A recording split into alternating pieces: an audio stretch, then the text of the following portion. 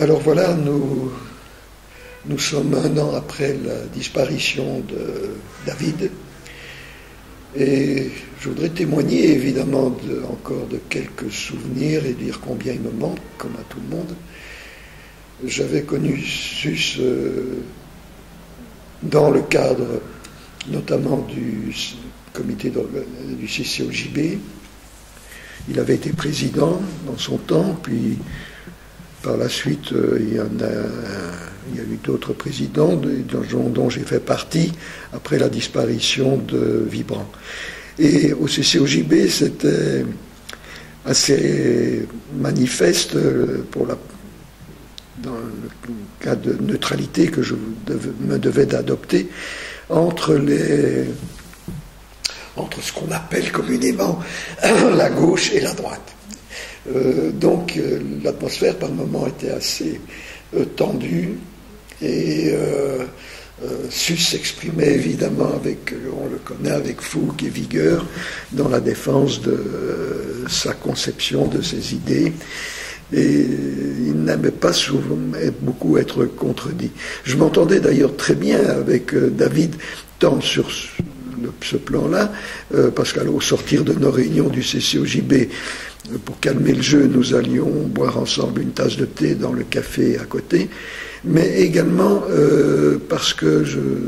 j'aime bien m'en souvenir, nos 2 sœurs respectives, la sœur de Sus et la mienne, avaient épousé 2 frères, et de ce fait, dès la fin, peu à temps après la guerre, donc ça remonte à plus de 50 ans, 60 ans, et de ce fait, nous étions très proches, puisque nous aimions parler ensemble de nos sœurs respectives, qui toutes 2 habitaient, depuis 1949, habitaient Israël. Alors le temps maintenant a passé, et avec le temps qui passe, cette année, on mesure l'importance et le poids de la perte que nous avons eue. Et en ce qui me concerne personnellement, ce qu'il avait entrepris d'une manière vraiment pertinente et avec beaucoup d'amour,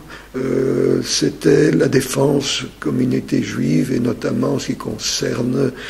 les exterminations qui avaient eu lieu à Auschwitz. Ça lui était vraiment très proche, et il a été une des figures agissantes au nom du CCLJ dans le cadre du couvent des Carmélites qui s'était installé à Auschwitz. Et aujourd'hui, Dieu sait que je regrette cela, parce que vous savez, comme en ce moment même, il y a une espèce de dégémilitation d'Israël, il y a un peu également de la part, dans le cadre polonais, se passe le même phénomène en ce qui concerne la Shoah, carrément. Et il y a vraiment matière à intervenir là-bas pour éviter cette christianisation de la Shoah, sur